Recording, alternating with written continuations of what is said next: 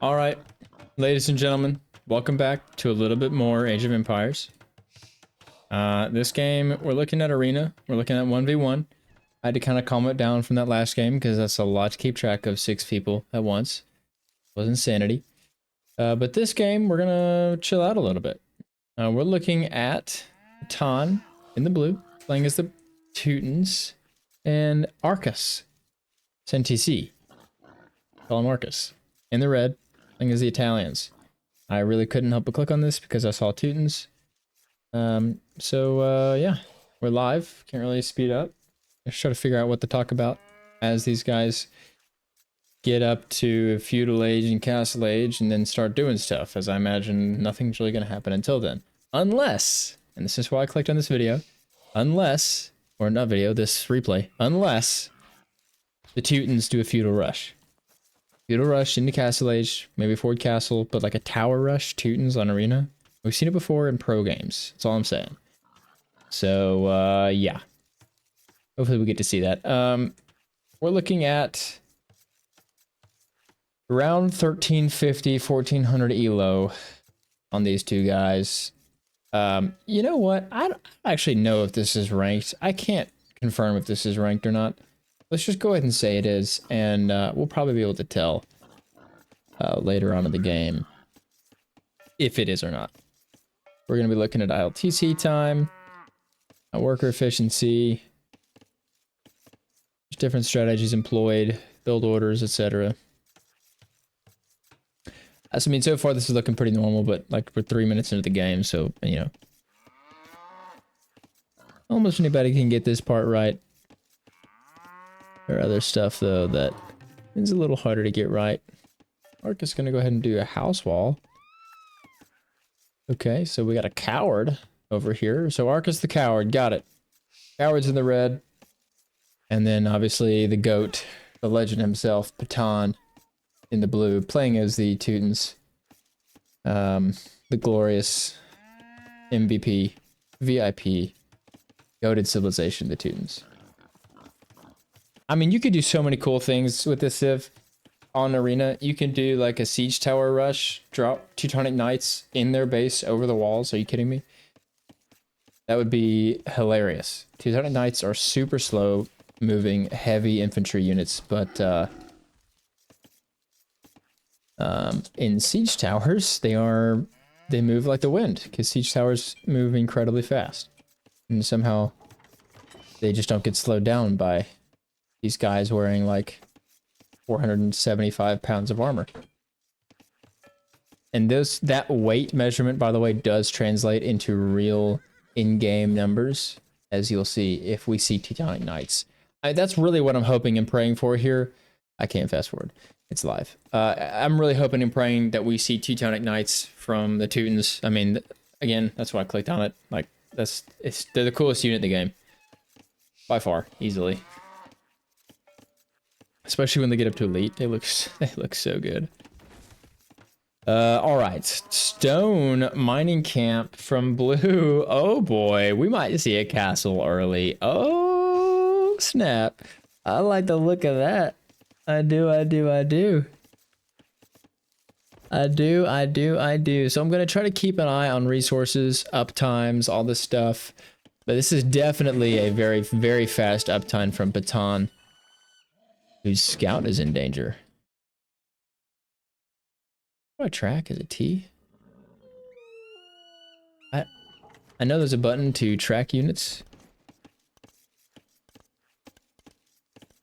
I don't know what it is. You know what? While we're just waiting on everything else to happen, these guys are collecting stone, food. I'm just gonna go into here. We're gonna go into settings. Help. Time controls, recordings, hotkeys. Okay.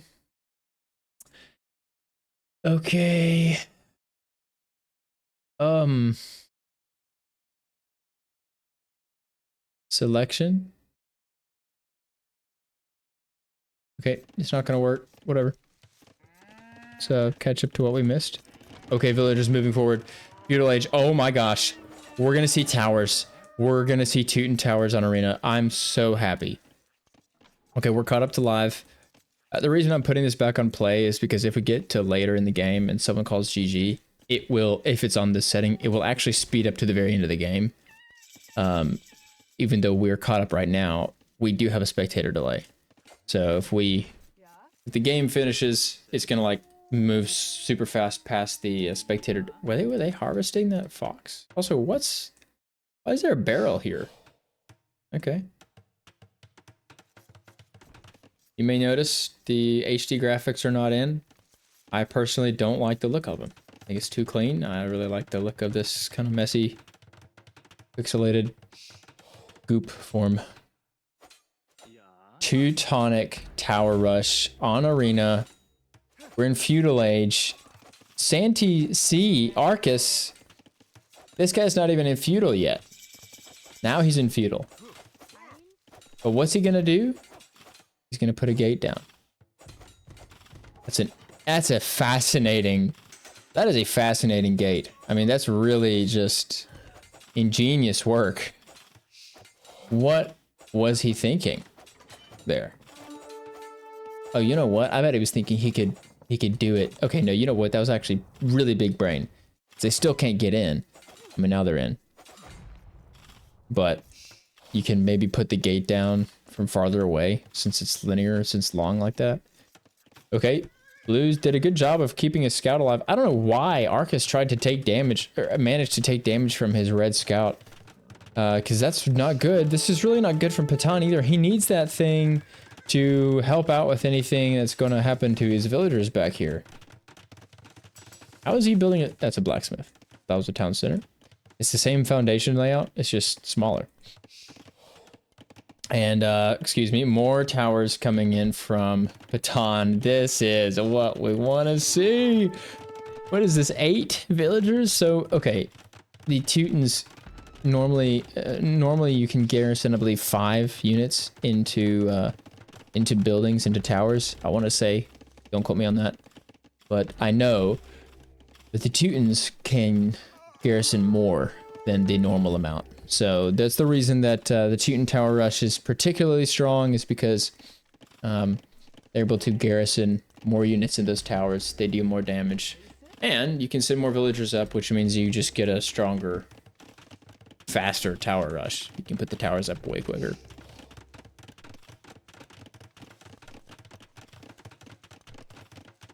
Economy upgrades and Castle Age coming in from Arcus. So he's got what it takes to, well, you know, I was going to say he's got what it takes to deal with this. Which is Castle Age, I was going to say, you know, rams and everything. And I guess that's true. I guess he just didn't, he so did not expect it that it caught him by surprise. You can't really push the villagers out because you can get a tower up so easily on that wall. Once you get the first tower up, it's easy to get the second one up, especially with 8 villagers. And what are you going to do as red? Push it with loomless villagers? He probably sees that blue has loom on his guys, and he's just going to lose that Vil fight, especially with 8 of them here. Crazy, crazy, crazy. Okay. Teuton's going to get housed in a second. No, he's not. The Teutons also can do this very well. Yep. Siege Workshop going to come in from red. Okay, so the Teutons can also do this very well for another reason, is because they get farms that are discounted by 40%. So extremely cheap farms. They normally cost 60 wood to build, and with the Teutons they only cost 36, I believe, 35. So really cheap farms, which means you can keep up a good farming economy behind a push like this, where you send so many villagers forward, right? Well, you don't need that many on wood to be able to keep up farms. Like, say you need X amount of villagers on wood to have 10 farms up, right? Or say you need 6 farms up to keep up villager production. And you need 6 wood choppers to keep 6 farms alive. Well, with the Teutons, you need just about 3 wood choppers. Like, that's the big difference here. So he's able to afford sending these villagers up, but the siege are going to come in. Oh, the scout's going to go down. And, excuse me. Massive voice crack there. Spearman now. Okay, so he's got the mangonel. Arcus is pushing this back a little bit, or at least stopping it from being continued somewhat. But, I mean, goodness. The economy just keeps coming from Teuton. I mean, at the very least, at this stage in the game, I'm curious, you know, like, I think at this point, Teuton, you get some units up to protect your castles, but, like, just... Well, I don't know, you can protect this. You can protect the mangonel if you're Arcus. You can repair it super easily. You can do that so easily. He's just gotta make sure he keeps the mangonel alive. But I was gonna say, if Teuton, it looks like he will, if he can just get up to Castle Age, at this point he's already so far ahead that even if he loses this push, it's not a big deal. He's kind of already established map control, right? So at this point he could get up and then maybe just drop a castle outside of Red's base. And now you got a forward castle on Arena, which is really strong because you want to be able to control the map, control the resources in the middle. Maybe like put it here, right? Around here, maybe. You put pressure, or honestly, I'd put it like right here. You put pressure on the gold, which you know is there for Red. You put pressure on that gold, and you protect gold of your own in the middle. That'd be an insane castle spot for Blue right now. Ram now going to come out from Arcus. Really wants to deal with this. But a couple of villagers are there to help out here if possible. Stone villagers going back up for Teuton. And now Pikes can come in to try to deal with this. Siege push. Oh my gosh, the mangonel, really strong, really smart move here, but oh, it could be a little too close. A really good hit. They're not going to be enough. They're not going to be enough to be able to kill it, especially with the villager repairing it. One tower goes down, Siege Ram stays up, and the mangonel stays up. I mean, this has just been played so well, honestly, from Arcus. Keeping that thing alive, keeping a villager on at all times. And it's there as support for the Ram. I have never thought about this. That makes total sense. Okay, well, unless he just shoots it. So, no longer supporting the Ram, now destroying the Ram. Teuton has lost a couple of villagers, but that's the thing. He can afford to because he already brought so many forward to begin with. Now Castle Age is going to hit here in about 10 seconds for Teuton. And, oh, we could see crossbowmen. I bet we're going to see crossbowmen here. That's brutal. And maybe a siege workshop. Or honestly, I'll just put a stable down. Yeah, Bodkin are going to come in, so the towers are going to be stronger. Crossbowmen probably going to come out. But I'd put a stable down. And you'd be able to clear up the siege so easily if you're Teuton. Oh, wow. Oh, wow. Huge move, honestly. This is big. Being in Castle Age, this is going to make these harder to take out because the Teutons get... Oh, no. I was going to say the Teutons get murder holes for free, but Teuton, you got to move your villagers. Another tower goes down. This is 2 Rams and a mangonel. No other military units.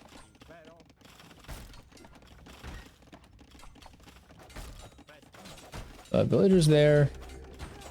Mangonels are not there to help the Rams, even though they do take out another tower. Okay, double archery range. I mean, at this point, 5 on gold. I'm not really sure about that call from Teuton. I mean, I didn't mind the crossbow timing if he was able to get up to it, but I was not looking at his resources. He didn't have the resources. And he doesn't have enough to get consistent archer production out here. And more notably, I mean, Red's got mangonels. He's got 2. You can't kill mangonel with archers. Period. You need some stable units for that. Or a tower and 1 pikeman. Okay, wow. Is he gonna be able to kill this thing? Not with 4 villagers repairing it. Ouch. And like that, Teuton has lost his villager lead. There's a little bit of a idle economy in the back of his base. Arcus has played this so well. He has taken the villager lead. He has passed him in resources collected. I think blue just did not...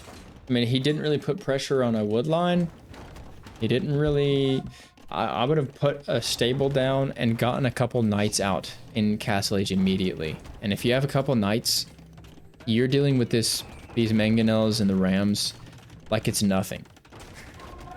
But the archer decision from Teuton, I think, is what hurt him the most here. He doesn't really get anything from that. Oh, wow, okay, so mangonel versus mangonel, and they lose. Arcus gonna lose his mangonel. Also going to lose his barracks. I mean, even man-at-arms would do a way better job against these rams than pikemen.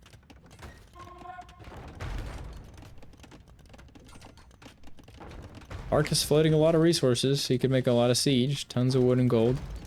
Now a siege workshop from blue. See, I would like a stable or a siege workshop early to be able to deal with this. He knows that all red has is siege. I mean, he can see basically his entire base. Right? Yeah, he can see basically his entire base. He can scout it out. If he has cavalry, he can scout the base. He can take out villager snipes. He can force pressure away from the towers. And he can snipe siege. With this, crossbowman, which I guess he canceled that upgrade. I thought he clicked it up, but no more crossbowman. Okay, so Teuton is not giving up on this. Guard tower, is that the upgraded version, I think? Defensive castle now from red. Oh, this is interesting. Because blue has archers right there. He's gonna cancel it. Smart move. I just put it back here. Cover the gold, cover the wood. Another siege workshop from blue. This makes no sense to me. I don't think you should be putting another siege workshop down if you're not making anything from the first one to begin with. And you're on crossbowman. Now this guy...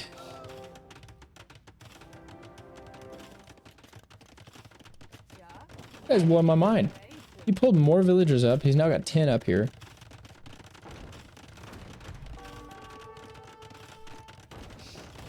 Don't know what his plan is. Honestly, I just don't know. He has nothing to counter the siege from red.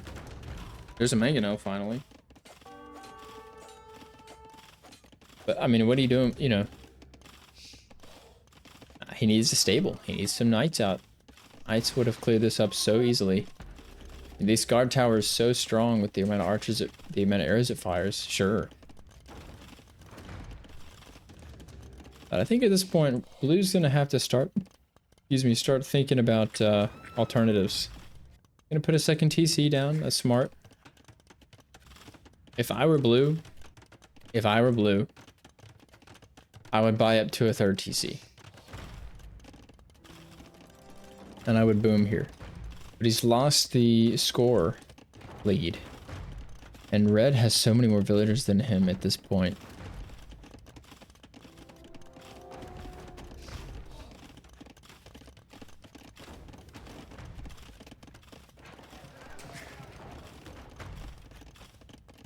So market and town center under pressure here from Arcus. Look at this, he's adding more farms. He's got his eco upgrades. Putting a palisade gate down. Good decision. I think maybe he wants to do a little flank route. Maybe put some pressure on blue's base.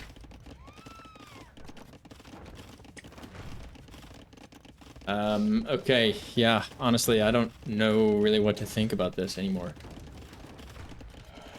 I still think, blue needs a castle. He needs a castle forward. And, he can clean up what's happening here really easily with some Teutonic Knights. A couple Rams. Maybe some regular Knights. I mean, regular Knights, as we've already established, they would do the trick. Red's making Genovese crossbowmen.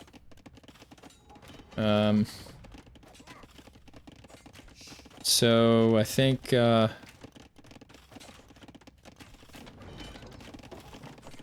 mean, these villagers are gonna die from blue. Market goes down. But this isn't enough damage to bring down the town center, and the archer's sitting here in blue's tower, and he goes ahead and just calls it. I mean, he has a big villager like deficit, you know, but interesting. He calls the GG. Well played for Marcus. Really well played for Marcus. I can't, you know, you got to give him that. But I think really this comes down to standard play from Marcus and then a non-standard response from Teuton. He could have gone knights. He could have gone men-at-arms. And in Castle Age, both of those units would have more pierce armor. Oh, sorry, melee armor, I suppose. But still, they would have more armor, and they'd be able to deal with the siege that Red had. And at that point in the game, the only thing Red had to fight back with was siege. That's all he had. And if you put pressure on the stone, you keep pressure on that stone, you keep him from putting a castle down, which is really his only other option. And then with some knights massed up and some mangonels after, you know, out of maybe one siege workshop, right? Then you push up. But again, if you're not committing fully to the army push, I would say stay one town center. If you're committing, stay one town center. Keep your villager production going off of one TC. Use the rest of your food to make some knights. And then use the rest of your resources to make a siege workshop. Maybe two. But you want to be able to just continuously make rams or mangonels out of these things. Mangonels, really. You make mangonels and you're able to pressure woodline. You're able to pressure the town centers. You got villagers up there to keep on making towers. You don't even need a castle at that point. You've got knights, you got mangonels, and you got towers in his base. What is he going to do? He can't do siege because you have knights in his base. And with towers, you're able to play so defensively that any infantry units are going to get swept up by the towers to begin with.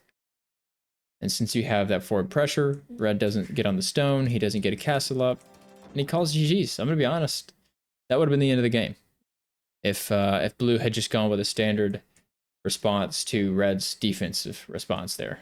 But that being said, really well played from Red, honestly. Like, he kept his composure, he kept the villager production going, he kept the economy flowing in the back.